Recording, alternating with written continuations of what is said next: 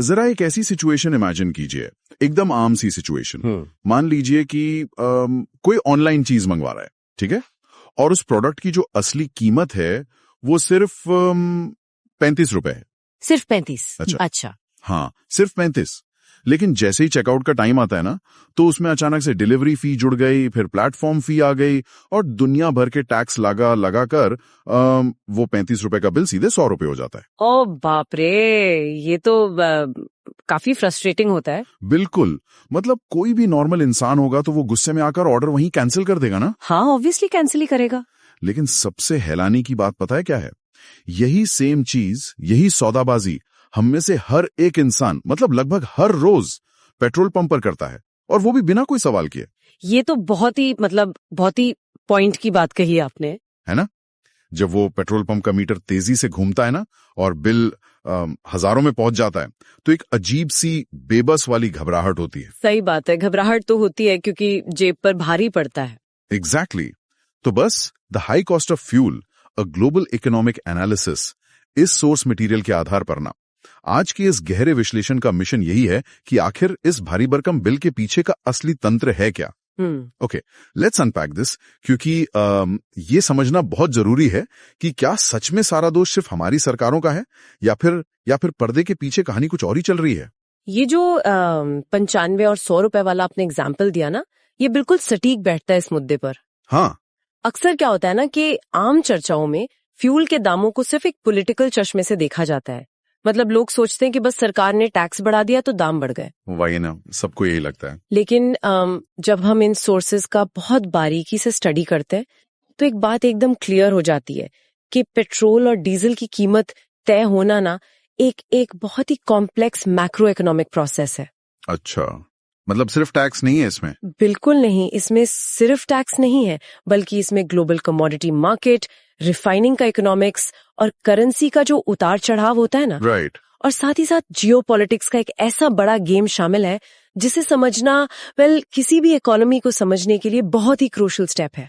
तो इसका मतलब अगर हमें इस पूरी प्रोसेस को एकदम बेसिक लेवल से समझना हो, तो सबसे पहले उस सफर को देखना होगा जो जमीन के अंदर से शुरू होकर हमारी गाड़ी के फ्यूल टैंक तक आता है ना? हाँ, एग्जैक्टली, सबसे पहला स्टेप वही है। क्योंकि देखिए, आमतौर पर लोग क्या सोचते हैं कि कच्चा तेल जमीन से निकाला और उसको सीधे पेट्रोल में बदल दिया, मतलब ठीक वैसे ही जैसे मार्केट से गेहूं खरीदा और चक्की में पीसकर ब्रेड बना ली। हाँ, ये बहुत ही कॉमन मिसकंसेप्शन है। लेकिन ये रिफाइनिंग का जो प्रोसेस है, ये उस गेहूं और ब्रेड वाले एग्जाम्पल से कहीं ज्यादा पेचीदा है।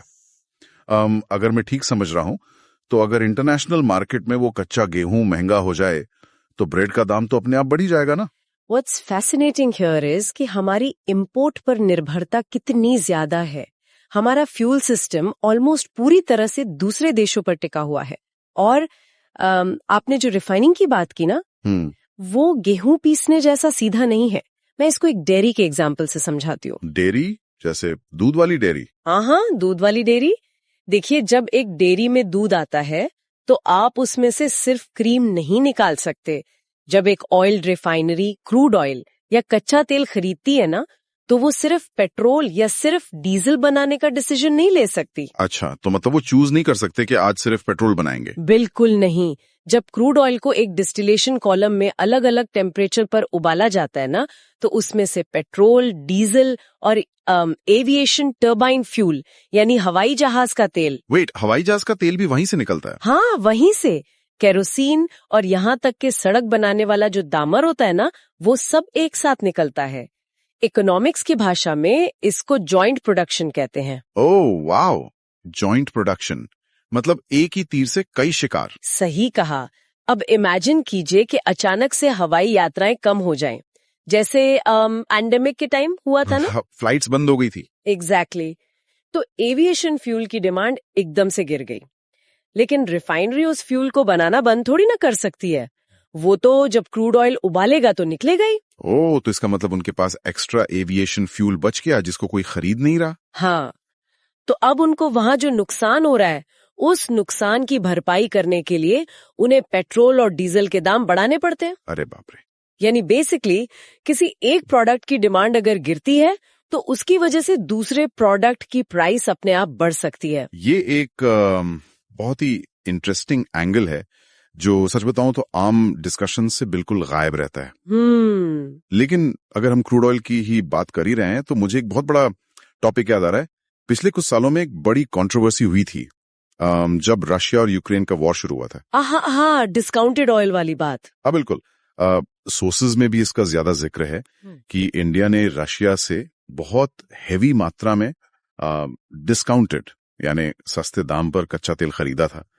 तो लोगों का बहुत नेचुरल सा सवाल था कि अगर देश को इतना सस्ता तेल मिल रहा है तो वो सस्ता तेल पंप पर क्यों नहीं दिखा? एग्जैक्टली।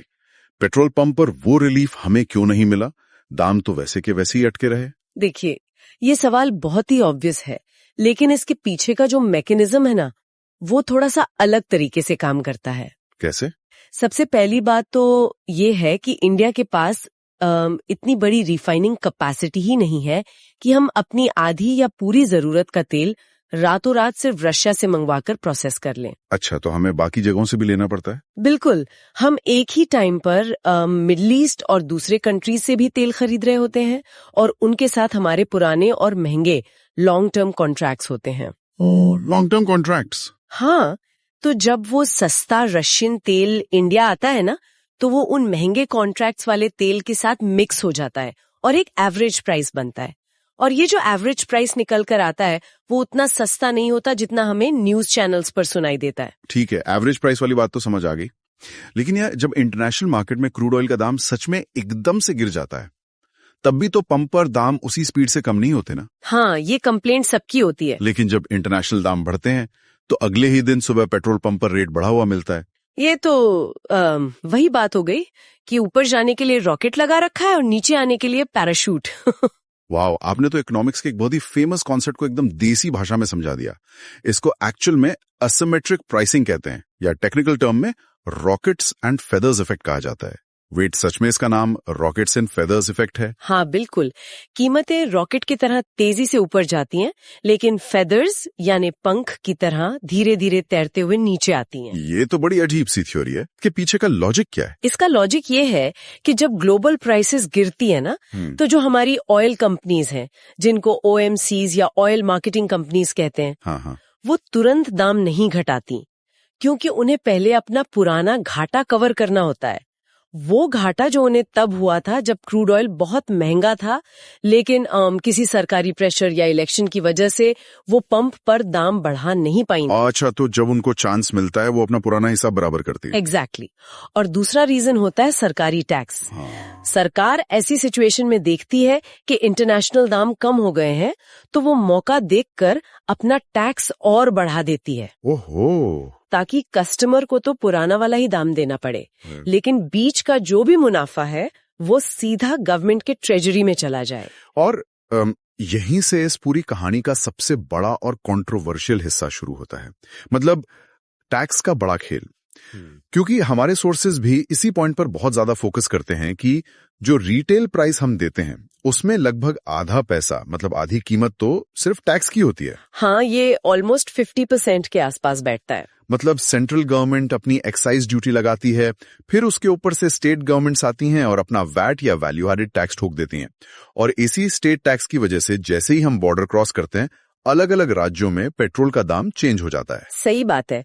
क्रूड ऑयल का बेस प्राइस तो एक ही होता है, पर बिल इस टैक्स की वजह से इतना भारी हो जाता है। लेकिन मुझे एक बात बताइए, अगर आधा पैसा सिर्फ टैक्स है, तो ये ऐसी बात नहीं हुई कि मैंने कोई प्रोडक्ट खरीदा और उसकी बराबरी की फीस सिर्फ उस प्रोडक्ट को इस्तेमाल करने के लिए दे दी? ये जो टैक्स का सिस्टम है ना, ये थोड़ा, मेरा मतलब है, काफी रिग्रेसिव नहीं है क्या?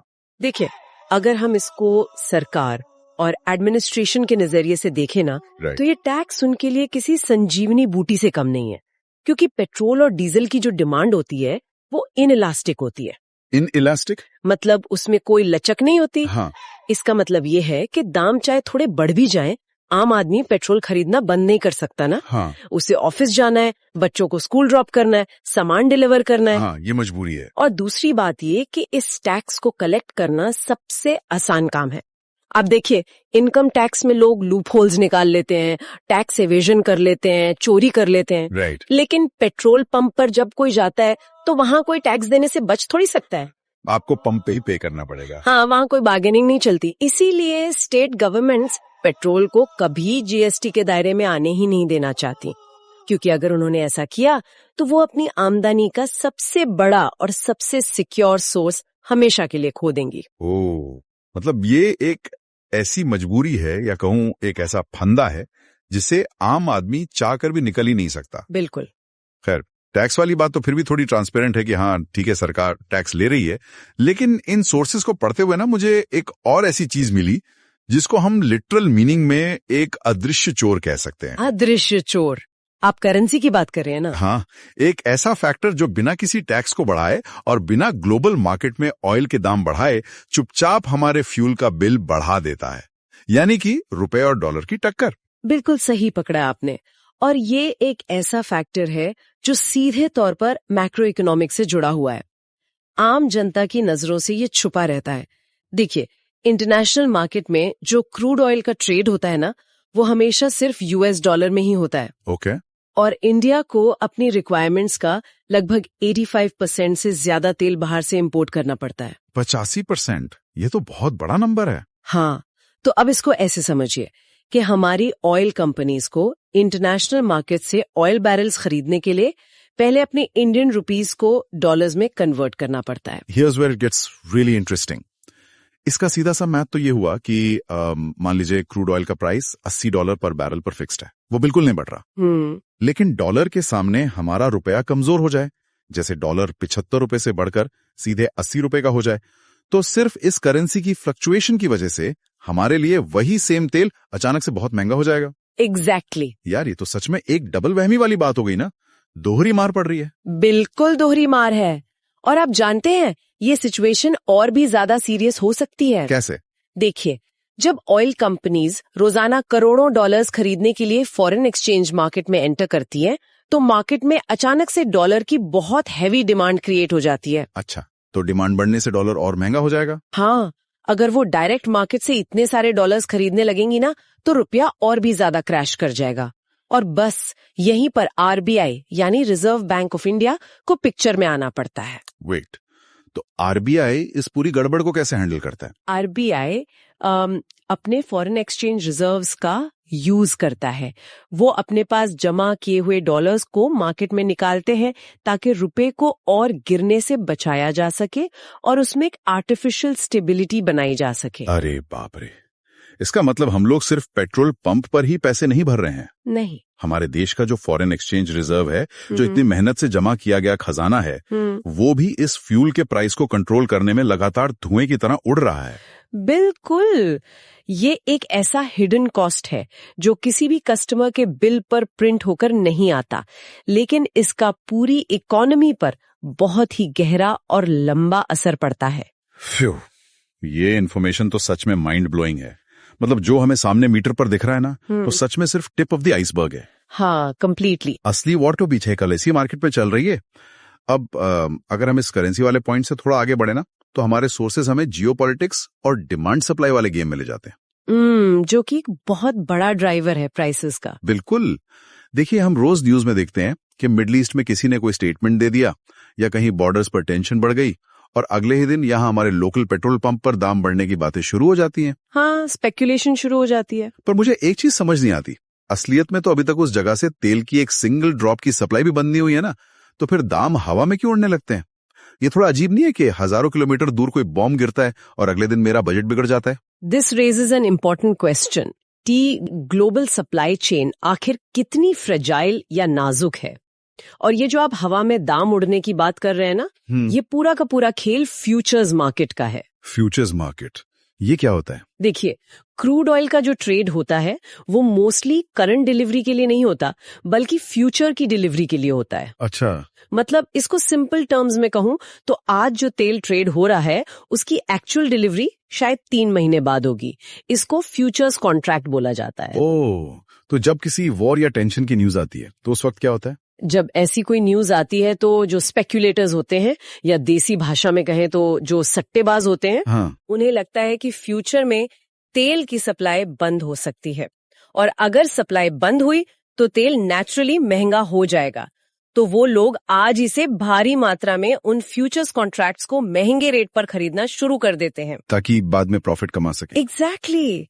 और इस वजह से डिमांड अचानक से बहुत ज्यादा बढ़ जाती है। लेकिन एक सेकंड, ये तो प्योर सट्टेबाजी हुई ना। हाँ, एक तरह से। मेरा मतलब है असली दुनिया में तो तेल की कोई कमी नहीं आई है, बस पेपर पर कुछ ट्रेडर्स पैनिक कर रहे हैं या फिर अपना मुनाफा बनाने के चक्कर में हैं, और उनकी उस पेपर वाले डर का नुकसान यहाँ एक नॉर्मल इंसान अपनी डेली कम्यूट में भुगत रहा है। बिल्कुल सही समझे आप।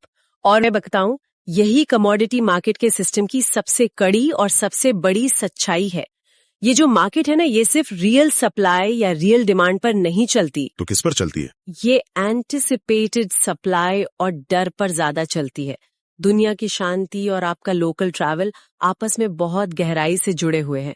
जब ट्रेडर्स पेपर पर तेल के कॉन्ट्रैक्ट्स को महंगे दामों पर खरीदते हैं, तो इंटरनेशनल मार्केट में बेंचमार्क प्राइस ऑटोमेटिकली ऊपर चला जाता है। Oh, I see. और क्योंकि हमारी इकोनॉमी उस ग्लोबल चेन का एक बहुत इंपॉर्टेंट हिस्सा है, तो वहाँ का वो छोटा सा कागजी उतार चढ़ाव भी हमारे यहाँ रियल इन्फ्लेशन या महंगाई बनकर सामने आ जाता है। बाप रे, ये जो वर्ड आपने यूज किया ना, इन्फ्लेशन या महंगाई, ये डायरेक्टली हमें इस डिस्कशन के सबसे इम्पोर्टेंट और आखिरी हिस्से पर ले आता है। मतलब इसका डोमिनो इफेक्ट। हाँ, ये बहुत ही क्रिटिकल एरिया है। अक्सर लोगों को एक बहुत बड़ी गलतफहमी होती है। उन्हें लगता है कि भाई मेरे पास तो कोई गाड़ी नहीं है, मैं तो बस में जाता हूँ, तो पेट्रोल महंगा हो या सस्ता मुझे क्या फर्क पड़ता है। ये थॉट प्रोसेस बहुत कॉमन है, पर पूरी तरह गलत है। एग्जैक्टली। सोर्सेस क्लियर करते हैं कि पेट्रोल डीजल महंगा होने का असर सिर्फ उन्हीं लोगों तक नहीं रुकता जो गाड़ी चला रहे हैं।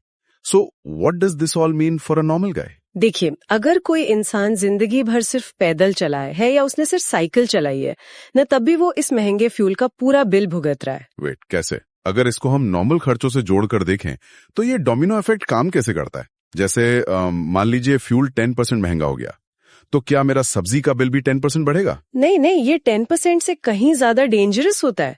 इसको ऐसे समझिए कि फ्यूल किसी भी देश के लॉजिस्टिक्स और ट्रांसपोर्ट की बैकबोन होता है, रीढ़ की हड्डी। सही बात है, सब कुछ ट्रक से ही आता है। बिल्कुल।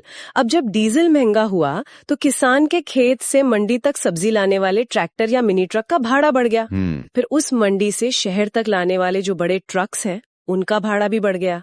फिर शहर के होलसेल डीलर से लेकर आपके नुक्कड़ वाले सब्जी वाले तक का ट्रांसपोर्ट कॉस्ट बढ़ गया। ओहो। हर एक सिंगल स्टेप पर वो बढ़ी हुई डीजल की कॉस्ट ऐड होती जा रही है, और उसके ऊपर हर बिचौलिए का अपना प्रॉफिट मार्जिन भी ऐड हो रहा है। तो इसका मतलब जब वो सब्जी आखिर में एक आम आदमी के थैले में पहुंचती है, तो उस पे उस 10% फ्यूल हाइक का कई गुना ज्यादा असर पड़ चुका होता है। समझ गया। मतलब ये एक टाइप का इनडायरेक्ट टैक्स हो गया, जो चुपचाप हर उस चीज पर लग जाता है जो किसी फैक्ट्री या खेत से चलकर मेरे घर तक आती है। एग्जैक्टली। चाहे वो राशन हो, बच्चों की मेडिसिन हो, या फिर वो ऑनलाइन मंगवाया गया कपड़ा हो, सब महंगा हो जाता है। बिल्कुल। जब तक हमारा ट्रांसपोर्ट और रसद कंप्लीटली डीजल पर डिपेंड करते हैं, तब तक फ्यूल की कॉस्ट ही हमारी इकोनॉमी की टोटल महंगाई को चलाती रहेगी। ये तो काफी डरावना है। और इसी वजह से जब भी तेल के दाम लंबे टाइम तक हाई रहते हैं ना, तो देश की आर्थिक ग्रोथ या इकोनॉमिक ग्रोथ स्लो होने लगती है, क्योंकि आम जनता के पास दूसरी चीजों में स्पेंड करने के लिए पैसा ही नहीं बचता। वही ना, सारा पैसा तो राशन और तेल में ही चला जाएगा। हाँ, उनकी इनकम का एक बहुत बड़ा चंक सिर्फ बेसिक सर्वाइवल वाली महंगी चीजों में खर्च हो जाता है। यार, ये पूरा का पूरा स्ट्रक्चर सच में किसी भारी मकड़ी जाल जैसा फील हो रहा है। हमने ना शुरुआत की थी वहां से कि पेट्रोल पंप का मीटर देखकर डर लगता है। हाँ, वहां से शुरू किया था हमने। और अब इतने डिस्कशन के बाद हम क्लियरली समझ सकते हैं कि उस मीटर के एक एक नंबर घूमने के पीछे पूरी दुनिया की इकोनॉमी चल रही है। वो मीटर सिर्फ मेरे कार में जा रहे तेल को नहीं नाप रहा है। बिल्कुल नहीं। और वो मीटर तो ग्लोबल सत्ता बाजार, डॉलर की पावर, उस रिफाइनरी की प्रॉब्लम जहां एविएशन फ्यूल बच गया था, और स्टेट गवर्नमेंट्स की मजबूरी, इन सब को नाप रहा है। और इसीलिए इस डीपली इंटरकनेक्टेड सिस्टम को समझना हम सबके लिए इतना जरूरी है। देखिए, अगली बार जब न्यूज आए ना कि तेल बढ़ गया है, तो हमें सिर्फ एक कस्टमर बनकर शिकायत नहीं करनी चाहिए। राइट। जब हमें इस ग्लोबल सप्लाई चेन और वो जो रॉकेट्स एंड फेदर्स वाला एसिमेट्रिक प्राइसिंग था, हाँ, रॉकेट्स एंड फेदर्स, और इस रुपी वर्सेस डॉलर के लॉजिक पता होता है, तो हम एक स्मार्ट और अवेयर सिटीजन बन जाते हैं। हम प्रैक्टिकली समझ पाते हैं कि आखिर हमारे घर के बजट को कंट्रोल कर कौन रहा है। सही कहा। और इस डीप नॉलेज के साथ कोई भी आम आदमी न्यूज हेडलाइंस के पीछे की सच्चाई आराम से समझ सकता है। यह सिर्फ उन लोगों की प्रॉब्लम नहीं है जो गाड़ी चलाते हैं, बल्कि हम सब की प्रॉब्लम है जो इस इकोनॉमी का हिस्सा है। एब्सोल्युटली। लेकिन आज के इस गहरे विश्लेषण को रैप अप करने से पहले इन सभी सोर्सेस को पढ़ने के बाद मेरे दिमाग में एक बहुत ही बढ़िया सा पर थोड़ा सा प्रोवोकेटिव थॉट आ रहा है।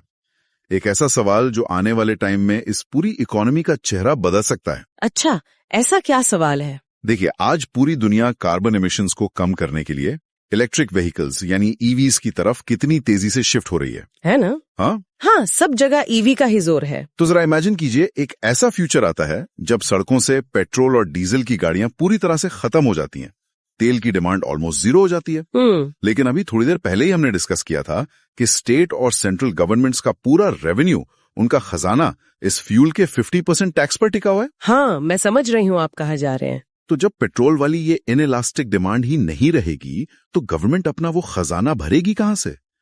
क्या आने वाले टाइम में सरकारें वही पेट्रोल वाला 50% टैक्स उठाकर हमारे ईवी और घरों में यूज होने वाली बिजली पर लगा देंगी? ये बहुत बड़ा पॉइंट है ना? क्या फ्यूचर में हम पेट्रोल पंप के मीटर की जगह अपने घर के स्मार्ट इलेक्ट्रिसिटी मीटर को देखकर वैसे ही घबराया करेंगे? देखिए, ये कोई फिक्शन या इमेजिनरी बात नहीं है। ये एक्चुअली आने वाले फ्यूचर की इकोनॉमी का सबसे रियल और प्रैक्टिकली डराने वाला सवाल है। क्योंकि एक बात तो तय है, गवर्नमेंट्स का टैक्स कलेक्शन वाला स्ट्रक्चर कभी खत्म नहीं होता। बस वो अपना रूप बदल लेता है। एग्जैक्टली, वो बस शिफ्ट हो जाएगा किसी और चीज पर। और ये सच में एक ऐसा सवाल है जिस पर मेरे ख्याल से हम सबको थोड़ा टाइम निकालकर खुद सोचना चाहिए। ये सिस्टम कैसे चल रहा है, ये जानना सिर्फ आज का पेट्रोल का बिल समझने के लिए जरूरी नहीं है, बल्कि कल की आने वाली इस ईवी वाली प्रॉब्लम के लिए रेडी रहने के लिए भी उतना ही जरूरी है। बिल्कुल सही कहा। तो बस इसी एक सॉलिड सोच के साथ हम आज का ये डीप डाइव और विश्लेषण यहीं खत्म करते हैं। दुनिया में जो दाम बढ़ रहे हैं उन्हें बस देखते मत रहिए, उसके पीछे के इस बड़े सिस्टम को जरूर समझते रहिए।